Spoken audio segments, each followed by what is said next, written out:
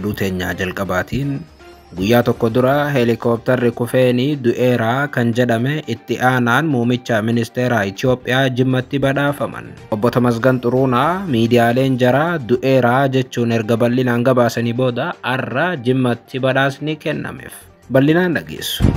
Oduu biraatiin Doonaald Tiraamp buufata niwukilaraa Iraan haleeluudhaaf yaadaa jiraachuu gabaasni haara'u ni mul'ise.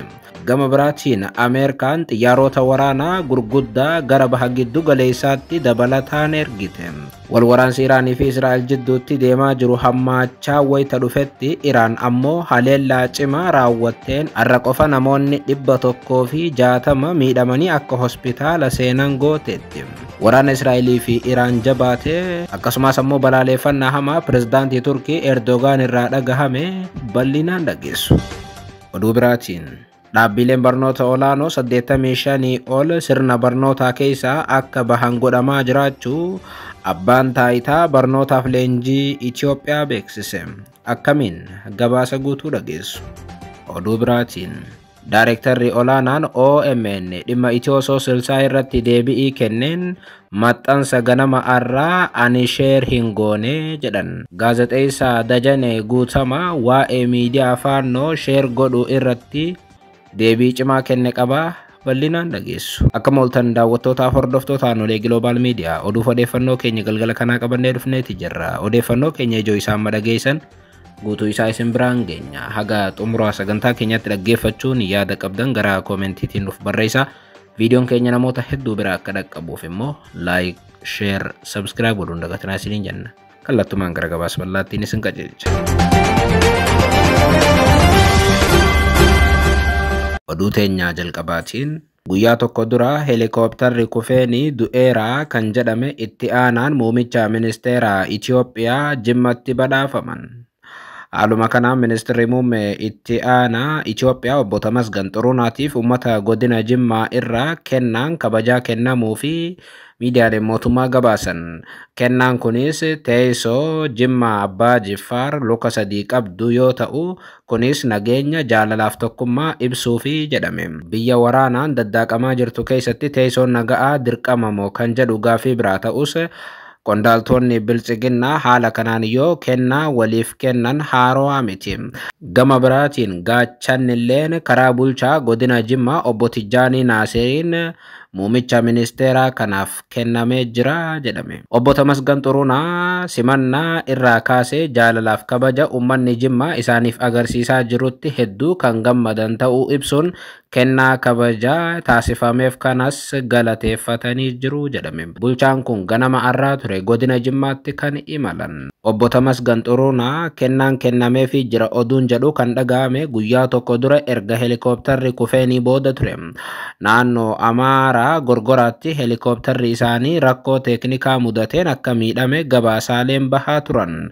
Gareen finxaaleeyyii faannoo Amaaraa helikoophttara isaan ittiin imalaa turan kana rukutee kuffisuu gama isaatii yoo beeksisu, mootummaan naannoo Amaaraa garuu gama isaatiin ibsi gama faannootii kenname sobaa jechuun helikoophtarri muumichi ministeeraa keessa ture kun miidhamus garuu namni achi keessa ture hin miidhamne jedha mootummaan naannoo Amaaraa. Sanarra kan darbe nuutu haleelee helikoophttara sana buuse jechuun odeeffannoon gareen faannoo facaasan waan hin jirreedha jedha mootummichi. Oduu biraatiin Doonaald Tiraamp buufata niwukilaraa Iraan haleeluudhaaf yaadaa jiraachuu gabaasni haara'u ni ba'e mul'ise. Gama biraatiin Ameerikaan xiyyaarota waraanaa gurguddaa gara baha giddu galeessaatti ergite. Walwaraansi Iraanii fi Israa'el jabaatee yoo itti fufu Iraan immoo haleellaa cimaa har'a qofa Israa'el irratti raawwatteen namoonni 160 ol Israa'el irraa miidhamanii hospitaala seenaniiru. Haaluma kanaan walwaraansi baha giddu galeessaatti deemaa jiru ammas jabaatee itti fufuun haleellaan qilleensaa Israa'elii fi Iraan walirratti gaggeessan uummata ciisa dhorkeera. Kanaanis Iraan haleellaa isii jabeessuun har'a qofa misaa'iloota darbatteen lammiileen Israa'el 160 60 ol miidhamanii hospitaala akka seenan ibsameera. Waliigala haleellaa misaa'ilaa Iraan guyyoottan darban keessatti raawwatteen Israa'el keessatti namoonni 640 ol miidhamaniiru. Qabeenyi Israa'el abdattu hedduun isaanii akka barbadaa'aa jirus gabaafame. Hunda caala ammoo gamoon Moosaad haleelamuun ijoo dubbii addunyaas ta'eera. Gama biraatiin Israa'el illeen haleellaa Iraan irratti gaggeessaa jirtuun namoota nagaa 230tti dhiyaatan fixxeetti. 200,000 ol immoo madeessiteetti. Israa'el walwaraansi biyyoota lamaanii kun ammas jabaatee kan itti fufe yoo ta'u haleellaan haga oduu tana qindeessinuutti samii Teheraanii fi Teel Aviv irra marmaaraa jiru. Waraana kana jidduutti biyyoonni hedduun waraana sana kan eegale Netanyaahudha jechuun ammas balaaleffachuu itti fufan. Kanaanis har'a marsaa sadaffaatiif ibsa kan kennan pirezidaantiin Turkii Recep Tayyip Erdogan Netanyaahon dhukkuba baha jiddu galeessaatii jedhan. Recep Tayyip Erdogan Netanyaahon nageenyi baha giddu galeessaa akka hin dhufneef hojjechaa jira jedhan. Ergaa miidiyaa hawaasaa isaaniitiin dabarsaniin pirezidaantii Turkii muumichi ministeera Israa'el Benyamin Netanyahu namni jedhamu nageenya baha giddu galeessaatiif gufuu guddoodha jedhan. Erdogan waraana Iraan irratti baname yaadachiisanii Netanyahun ammas nageenya akka hin barbaanne naannichaaf balaa guddaa ta'uu isaa ammas ifatti agarsiiseera jechuun Netanyahun nama waraanaa ta'uu ibsan. Yeroo hunda waan uummata Gaazaa irratti raawwatame ifatti kan kaasan Erdogan haleellaan Israa'el yeroo ammaa Iraan irratti raawwachaa jirtu kun rakkoo namoomaatii fi duguuggaa sanyii Gaazaa keessatti Israa'el raawwatte dhoksuu hin danda'us jedhan. Erga Israa'el Gaazaa keessatti waraana fixiinsaa eegalte kaasee Erdogan qeeqxoota Israa'el ciccimoo fi sagalee guddaa qaban keessaa tokko turan. Yeroo hunda mootummaa Netanyahu shororkeessaa jechuudhaan maqaa itti moggaasuu fi Netanyahu fi Hitler wal fakkeessuunis ni beekamu. Erdogan gama biraatiin waraana amma Iraanii fi Israa'el jidduutti adeemaa jiru hordofee Donald Trump ergaan galgala kana irraa kaasee deddeebiin dabarsaa jiru ijoo dubbiite. Donald Trump ergaawwan har'a dabarse keessaa tokko gaggeessaan Iraan eessatti akka dhokatee jiru beeknaa jedhan. Garuu ajjeesuu hin barbaannu jechuun kataban.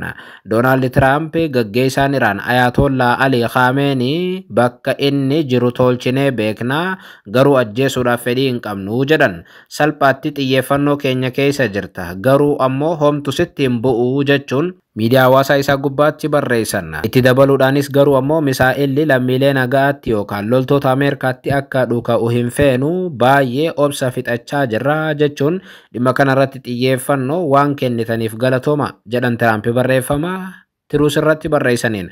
Pirezidaantiin kun barreeffamuma wal jala barreessaniin haalduree tokko malee immoo harkas kennadha jechuun Iraaniif waamicha dhiyeessan.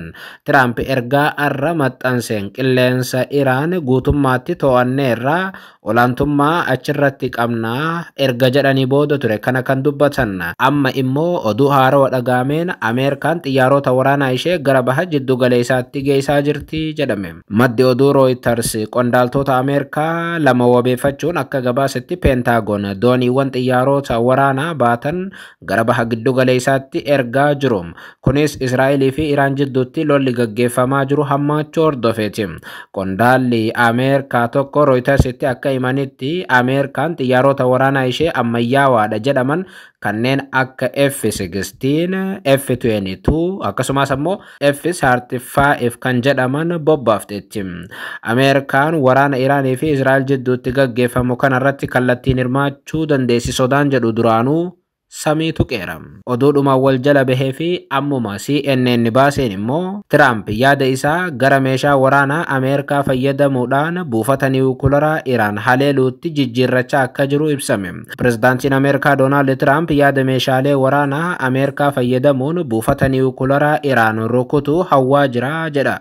Maddi CNN Trump dhimma kana karaa dippiloomaasiitiin furmaata fiduudhaaf fedhiin isaa laaffachaa jira jechuun hooggantoonni lama dhimma kana ni beeyna jedhan CNN itti akka himan ibsame.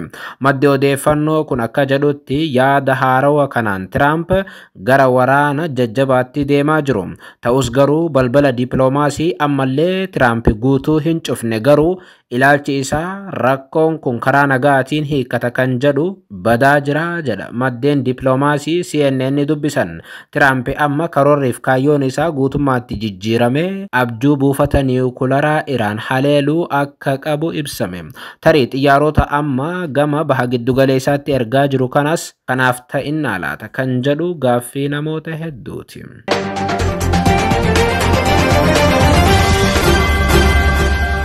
Oduu biraatiin Daareektarri OMN dhimma Itiyoo-60 irratti deebi'ii kenneen maxxansa sana ani sheer hin goone jedhan. Gaazexeessaa Dajanee Guutamaa waa'ee miidiyaa Faannoo sheer godhe irratti deebi'ii kenneen wanti sun ana hin ilaallatu jedheera. Daareektarri olaanaan Oromiyaa Miidiyaa Niitoork obbo Dajanee Guutamaa miidiyaa jibba Oromoo facaasuudhaan beekamu Itiyoo-60 Oromoon akka deeggartuuf waamicha godhuun dheekkamsa kaasuu guyyaa gabaafnee turre. Erga nuti oduu sana hojjannee booda Dajaneen deebi'ii kenneen ani maxxansa Itiyoo-60 sheer hin goone jedhan. Dabrees ilaalcha jaraa hin deeggaru jedhan deebi'ii kennaniin. Gaazexeessaan kun Dajaneen deebi'ii gammuma miidiyaa hawaasaa isaatiin kenneen hordoftoota koo kabajamoof jaallatamoo ganama kana yeroon hirribarraa ka'u maxxansiin ani quba hin qabne fuula feesbuukii koo irratti maxxanfameen argee jedhan. Poostiin kun maxxansa balaafamaadha. Qabiyyeen maxxansichaas ilaalcha koo kan madaaluu miti jedhan. Maxxansiin ani quba hin qabne akkamitti fuula feesbuukii koo irratti akka maxxanfame baruudhaaf dhaabbata feesbuukiitti beeksiseen jiras jedhan. Dajanee Guutamaa hagaan deebi'ii dhaabbata feesbuukii irraa argadhuutti obsaan akkana eeggattan jechuun kabajaan uummata gaafateera. Haa ta'u malee waan hawaasa Oromoo mufachiise kanarratti gaazexeessaan kun dhiifama hin gaafanne. Akkuma guyyaa irraa gabaafnee turre Daareektarri olaanaan OMN Dajanee Guutamaa miidiyaa jibba Oromoo facaasuudhaan beekamu Itiyoo-60 sheer godhee ture. Kunis fuula feesbuukii isaa hordoftoota 500,000tti dhiyaatu qabuun ture.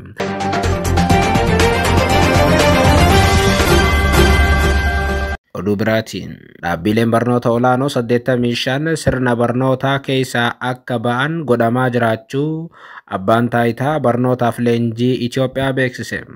Gama dhaabbilee barnoota olaanoo 375 irratti gaggeeffameen dhaabbileen barnoota olaanoo ulaagaalee guutuu dadhaban 85 sirna barnootaa keessaa baafamaa jiraachuu abbaan taayitichaa beeksiseera. Abbaa taayitichaatti itti aanaa Daareektara olaanaa to'annoof mirkaneessa ragaa barnootaa obbo Biiniyaam Irroon AMN itti akka himanitti dhaabbileen 47 hojumaata diriirfame cabsuu isaaniitiin damee kanarraa akeekkachiisa olaanaa irraa kaasee hanga guutummaatti baafamuu ga'uu isaanii ibsan. Dhaabbilee adabbii itti kenname hin kabajne irratti ammoo tarkaanfiin seeraa akka fudhatamu hojjetamus ibsaniiru. Daareektarri olaanaan kun akka jedhanitti kolleejjiiwwan baay'ina barattoota barsiisuu isaaniif hayyamamee caalaa barsiisaa jiraachuu ibsuun kunis qulqullina barnootaa irratti hanqina guddaa uumeera jedhan. Itti dabaluudhaanis barattoota 40 barsiisuun kan hayyamamee fi barattoota 5,000 simachuudhaan hojii dandeettii isaaniitii ol warra raawwachaa jiran faatu jira jedhan.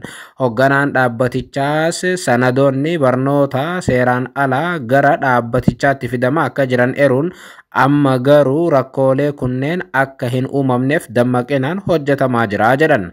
Gochaalee hannaa ittisuudhaaf sanadoonni barattoota miiliyoona 1.3 sirna dijitaalaatiin galmaa'us beeksisaniiru. Itti aanaan Daareektara olaanaa kun ragaalee barnootaa hojjettoota dhaabbilee barnoota olaanoo dhuunfaa keessatti hojjetan mirkanaa'ee xumuramuu isaa ibsuun akkasumas ammoo hojiin bu'aa qorannoo mootummaadhaaf dhiyeessuu hojjetamaa jiraachuu kaasan. Hojiin kun dhaabbilee federaalaa keessatti xumuramuu isaa eeruun kan itti aanu marsaan jalqabaa naannoo Oromiyaa, magaalaa Finfinneetii fi naannoo Sidaamaatti akka itti fufu ibsaniiru.